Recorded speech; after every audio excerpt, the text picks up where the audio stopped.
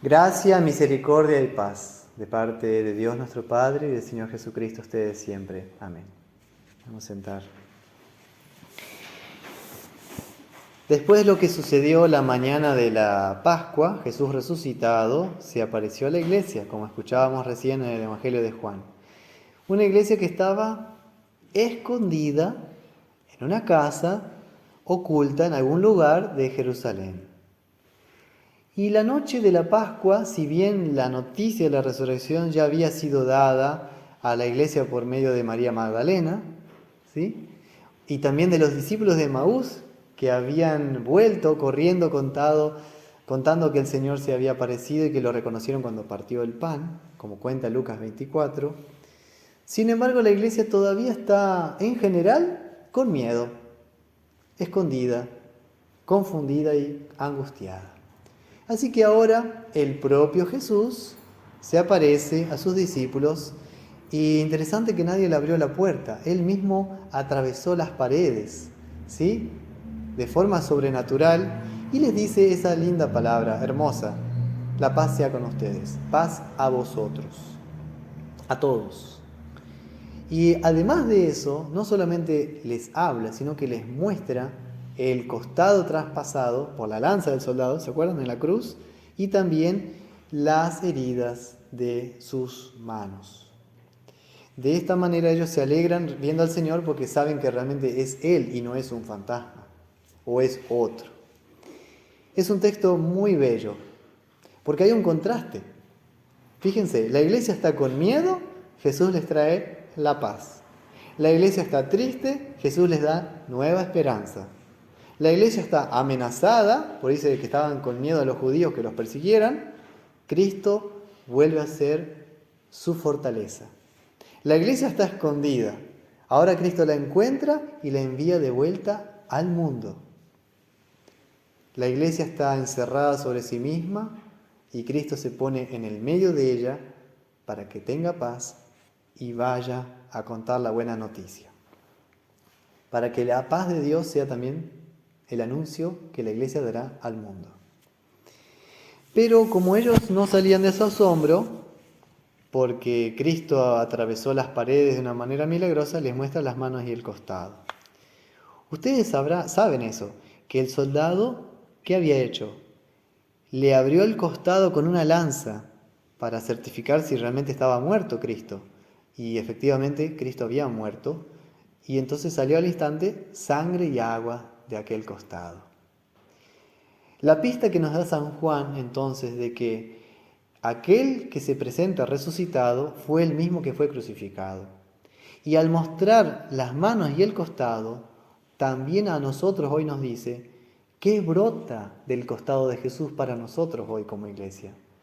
El agua del bautismo que nos llega y la sangre de su santa cena.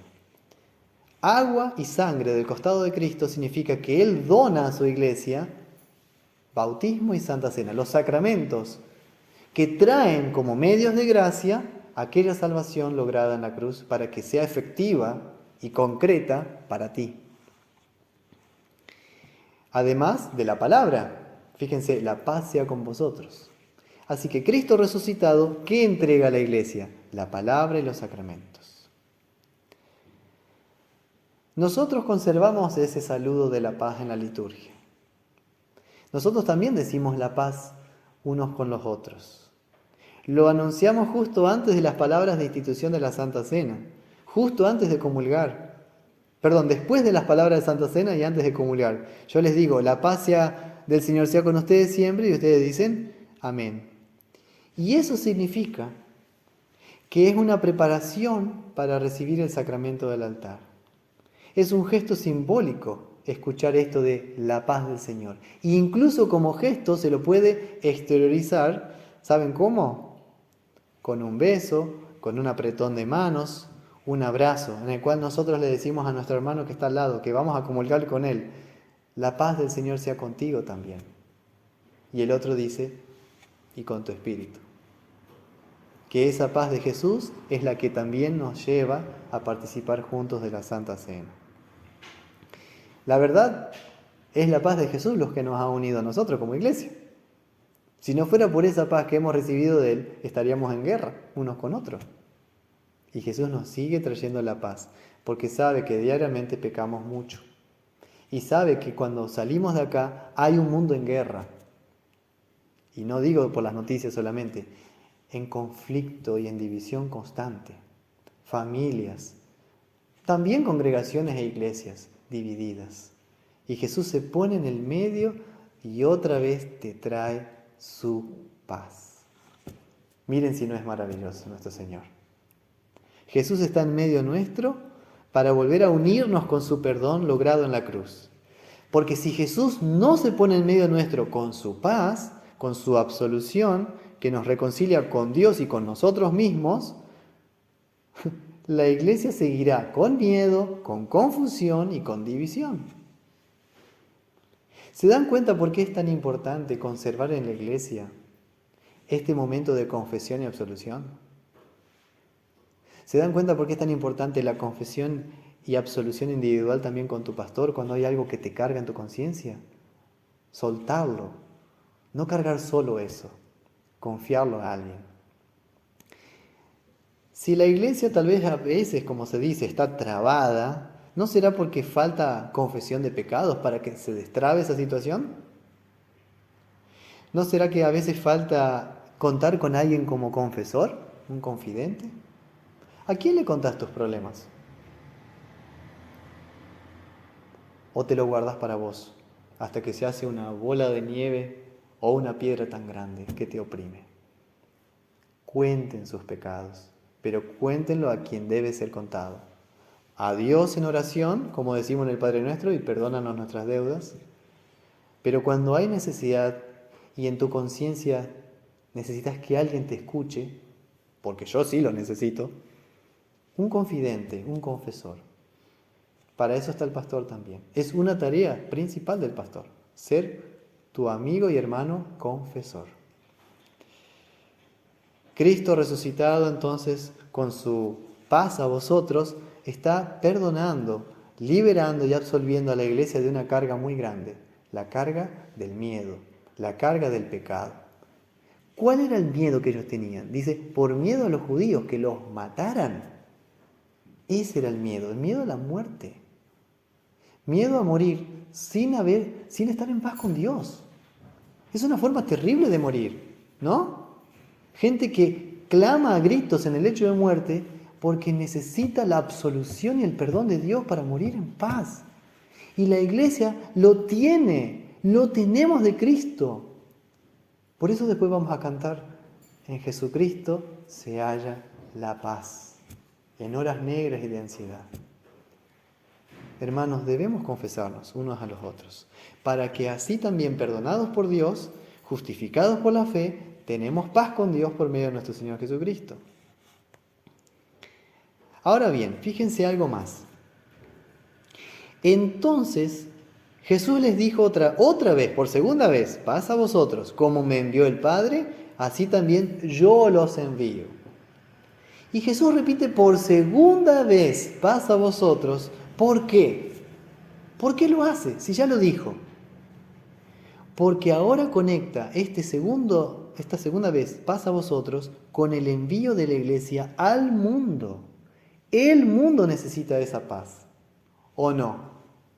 A veces en los certámenes de belleza le preguntan a ver, ¿cuál es tu pedido por la paz en el mundo? Pero esa paz es muy superficial si estamos pensando en una paz política, económica y social. Hay una paz más profunda y verdadera, en verdad la primera, la paz de espíritu, la paz del alma, la paz de mi corazón. Esa es la paz que Cristo quiere y desea que a través tuyo llegue a las personas. A veces esa paz ni necesita ser hablada. Es cuando un hijo llora y lo abrazás. Él recibe tu paz. Es cuando un esposo se confiesa y su esposa le perdona. Recibe la paz. Es cuando en la iglesia, sinceramente, el pastor dice, perdón congregación, yo fallé. Y esa congregación le perdona. Y con esa segunda oportunidad seguimos adelante, ¿no? Juntos, como hermanos en la fe. Porque la verdad nadie es perfecto. Si no fuera por el perdón de Dios y la paz de Jesús, esta iglesia ya no existiría hace mucho tiempo. ¿Se dan cuenta por qué es tan importante Cristo? Y el mundo todavía existe porque Cristo sabe que hay gente que necesita desesperadamente esa paz de corazón. Y a nosotros nos da el privilegio de ser sus herramientas en esto que se llama la misión de Dios. Por eso existe la iglesia, porque hay una misión, pero esa misión la hace Dios a través de nosotros. Así que este texto de esta mañana de Cristo resucitado, cuando dice, así como el Padre me envió a mí, yo los envío ahora a ustedes, es un texto misional, habla de la misión. Y quiero contarles qué es la misión. ¿Cuál es el concepto bíblico y luterano de misión? ¿De qué estamos hablando cuando hablamos de misión? Miren, es una definición un poco larga, pero vale la pena. La misión, según palabras de Jesús, es obra de Dios. Es la obra del Dios trinitario, Padre, Hijo y Espíritu Santo. Dice, como el Padre me envió a mí, yo los envío a ustedes. Y después de eso sopló el Espíritu Santo sobre ellos. Tenés la Trinidad. Así que la misión primero y principal es obra de Dios trinitario, Padre, Hijo y Espíritu Santo. Un Dios que a lo largo de lo que nos cuenta la Biblia, resuelve el problema principal de la humanidad. ¿Cuál es? ¿La inflación? No. ¿La falta de alimentos? No. La pobreza más grande, la pobreza de que no hay paz en el mundo, porque hay pecado, porque hay muerte. Dios viene a resolver eso, y lo hizo en Cristo. Así que Dios viene a traer una nueva realidad, una nueva historia para nosotros, para resolver este problema, y lo hace a través de Cristo crucificado y resucitado. Y que esa nueva vida que vivimos en Cristo, la vivimos también en una nueva familia, en un nuevo cuerpo, que se llama la iglesia, de Kirche, ¿sí? La iglesia. Así que esta nueva vida en Cristo la vivimos en su iglesia, que es su cuerpo, porque en la iglesia es donde están el bautismo, la Santa Cena y su palabra predicada y enseñada. Fuera de los cristianos y de la iglesia no hay eso. ¿O sí? No, vos no podés ir a conseguir en un supermercado la Santa Cena. Si llegara a hacer eso algún día, Dios me libre, es el fin. Vos no podés automedicarte espiritualmente.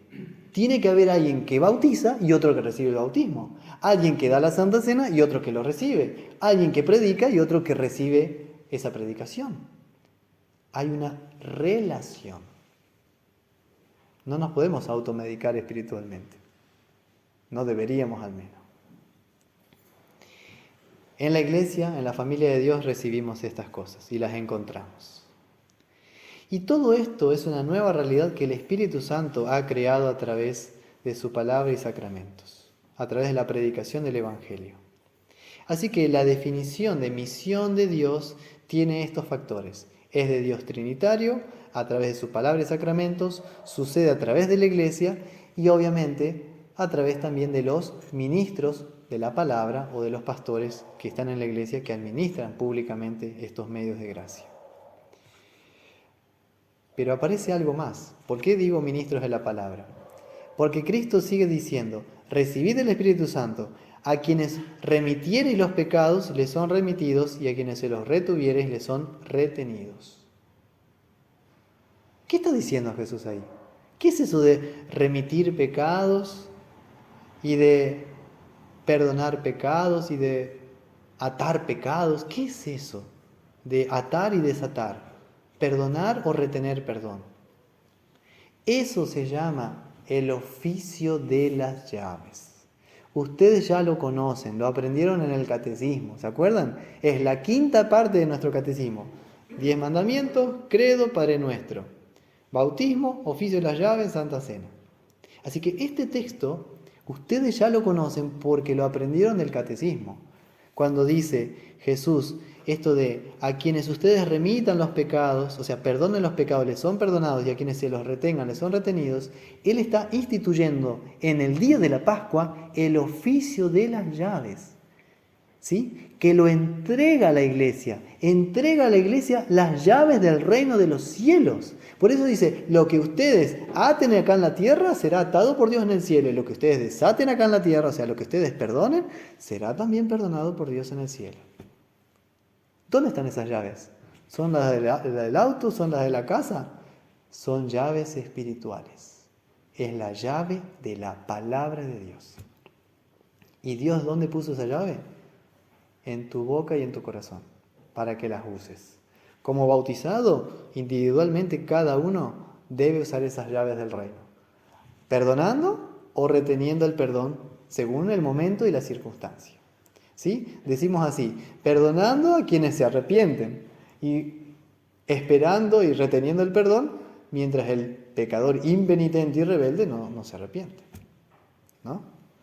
Ahora bien, públicamente en la iglesia, este perdón, la administración de este perdón, es delegado por la iglesia a un pastor. Por eso existe una asamblea de llamado donde se escoge y se elige un ministro de la palabra para que administre públicamente ese perdón que es dado por Cristo a todos. O esos sacramentos que son dados por Cristo a todos, pero que hay uno que se encarga de administrar y cuidar la administración de los sacramentos. La verdad, ahora tengo que hablar algo difícil de hablar, porque Jesús también no solamente habla de entregar el perdón, sino de retener el perdón. Vamos a empezar por esta parte. Él dice, a quienes les retengan el perdón, será retenido por Dios en el cielo también ese perdón. ¿Qué está hablando? ¿Qué es esto de retener el perdón? Es lo que se llama excomunión. Sí, excomunión. La excomunión es el propósito saludable que tiene Cristo para mostrarle a la persona impenitente, o sea, que se niega a arrepentirse o que desprecia el bautismo y la Santa Cena, la gravedad de su pecado. Y para rescatar a esa persona de la condenación eterna y hacer que regrese a él, a Cristo. La persona que es excomulgada, sin embargo, es bienvenida en la iglesia para escuchar la palabra de Dios. Pero mientras no hay resolución del conflicto, no debe participar de la Santa Cena. Porque, ¿de qué comunión estamos hablando? Quiere participar de la Santa Cena, pero no quiere perdonar a su hermano, o no quiere arrepentirse. ¿Se entiende? Entonces la excomunión es eso, fuera de la excomunión de la Santa Cena, en tanto y cuanto no se resuelva el problema. Por esa razón Cristo dijo que si estás llevando tu ofrenda al altar y te acuerdas que tienes algo con tu hermano, o tu hermano algo contra ti, deja allí tu ofrenda, ve, reconcíliate primero con él y después presenta tu ofrenda en el altar. ¿Se acuerdan? Lo dijo él.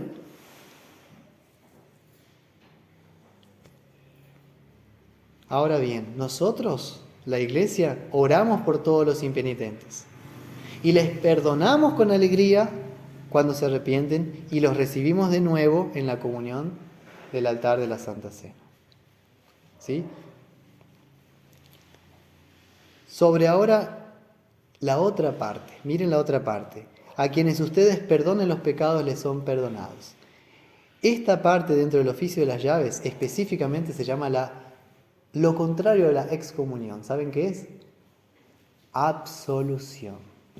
Ser absuelto, ser liberado del pecado. Sí, la absolución. La absolución es importante en la vida del cristiano. El perdón no te va a llegar solo, volando desde el cielo, sino que alguien en nombre de Dios te lo va a contar y anunciar con sus labios, y vos lo vas a recibir con tus oídos. Por eso se dice en el catecismo, con referencia a esto de la confesión y absolución, y ustedes lo conocen, cuando los ministros debidamente llamados de Cristo por su mandato divino tratan con nosotros, especialmente cuando excluyen a los pecadores manifiestos e impenitentes de la congregación cristiana, y cuando absuelven a los que se arrepienten de sus pecados y prometen enmendarse, creo que esto es tan válido y cierto, también en el cielo, como si nuestro Señor Jesucristo mismo tratara con nosotros. O sea, cuando el pastor nos absuelve, cuando dice, te perdono tus pecados, No es su palabra, no es su perdón. Es la palabra y el perdón de Cristo. Y en su nombre. Por lo tanto, yo puedo estar firmemente seguro de que Dios mismo me ha perdonado a través de esos labios. ¿Cuál es el beneficio de la confesión y absolución? Pero ahora quiero hablar de la confesión y absolución privada. Porque acá en la iglesia hacemos generalmente siempre la confesión y absolución general. Es un formato general. Siempre la confesión de pecados, casi siempre la misma. Pero cuando vos querés contar con tus palabras tu confesión de pecados a alguien, esa es una confesión y absolución privada, se llama, personal, individual, con tu pastor. Eso existe en la iglesia y es necesario mantenerlo, la confesión individual, porque yo como cristiano tengo que tener un lugar seguro para contar, para verbalizar lo que me carga mi conciencia, para no seguir llevando solo esa carga. Eso puede suceder ¿cuándo? ¿Cuándo hay esa oportunidad? En la visita pastoral, en el templo, en la oficina del pastor. En casos muy extraordinarios, tal vez al borde del camino, ¿viste? Por ahí te encontraste con el pastor. A veces me pasó en el supermercado, me querían confesar los pecados. No, vamos a un lugar tranquilo, con tiempo. Por eso generalmente invito a alguien que si quiere contar sus pecados me llame en privado para convenir una visita o un momento especial, ¿sí? Si yo estoy, por ejemplo, en una congregación donde vivo, programo miércoles a la tarde o viernes a la tarde o lo que sea. Y si no fuera el caso, puede ser media hora antes o una hora antes del culto. También, pastor, necesito contarle algo que me preocupa, ¿sí? O estoy en duda si participar o no de la Santa Cena. ¿Puedo hablar con ustedes antes? Hagan uso de su pastor para eso, porque es una de las tareas principales del pastor, escuchar lo que pasa en el alma y el corazón de la oveja de Jesús y guardar eso en privado, en secreto, no contarlo, ¿sí? Por eso también la iglesia se asegura a través de un llamado de que esa persona específicamente es elegida por la iglesia o por Dios a través de la iglesia para esa tarea. ¿Se entiende? Qué responsabilidad mía, ¿no? Qué responsabilidad mía. Porque sucede lo siguiente cuando los casos que hay de confesión y absolución privada. Además de la oportunidad de vos poder contar lo que te carga y te pesa, uno también escucha con el corazón. Hay alguien que te escucha y alguien que te quiere. Y es Jesús a través de esa persona que te está escuchando. No miren a la persona del pastor, miren a la persona de Cristo que está detrás de esa persona humana. Es Jesús el que sigue trayendo paz de esa forma, personalmente, concretamente. No puede haber error entonces en ese perdón personal, porque cuando escuchas de esos labios, te perdono tus pecados, es Jesús el que te está hablando. Además, con base en esa palabra del perdón, ha sucedido que una vez absuelta a la persona, y generalmente me pasa cuando practico esto, que la persona necesita más consejos, más ayuda, más aliento. Y ahí sucede que a veces 1 hora o 2 horas de conversación, porque buscamos en la Biblia los consejos de Dios, los textos bíblicos. ¿Qué ejemplos les puedo contar que a mí me sucedieron? Ayudar a hermanos que estaban pensando en dejar la iglesia o la congregación. Consolar a hermanos que han tenido pensamientos de suicidio. Consolar a hermanas que desearon abortar a un bebé porque tenían vergüenza. Ayudar a jóvenes porque no sabían qué hacer con su vida, qué carrera elegir, qué vocación de vida elegir. O que habían elegido algo y se equivocaron y ahora querían empezar de nuevo y tenían miedo de contar a sus padres, me equivoqué de carrera. También ayudar a personas que sufren adicciones. Sí, me ha tocado hermanos en la fe drogadictos. Hice lo que pude para ayudar a ellos o a su familia que sufría también. Hermanos que sufrieron divorcios o problemas matrimoniales. Padres que vinieron a preguntar, ¿cómo debo educar a mis hijos en estos tiempos? ¿Qué consejos me das? Ayuda también a personas que sufren por un esposo que golpea, un esposo borracho. ¿Cómo no estar cerca de esas ovejas? Y ese espacio de confesión y absolución privado es para eso, para que sepan que hay un lugar y un momento para eso, apropiado. ¿Se dan cuenta por qué la confesión y absolución privada, como es parte del servicio del pastor, necesario para la iglesia y saludable para una iglesia?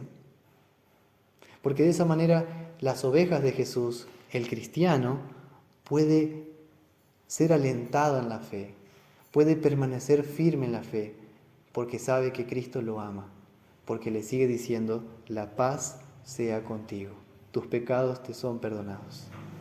Y así Cristo, resucitado, nos sigue anunciando a todos, a mí y a ustedes, la paz les dejo, mi paz les doy. Yo no os la doy como el mundo la da. No se turbe vuestro corazón, ni tenga miedo. Que la paz de Dios, que sobrepasa todo entendimiento humano, guarde sus corazones y mentes en Cristo Jesús para la vida eterna. Amén.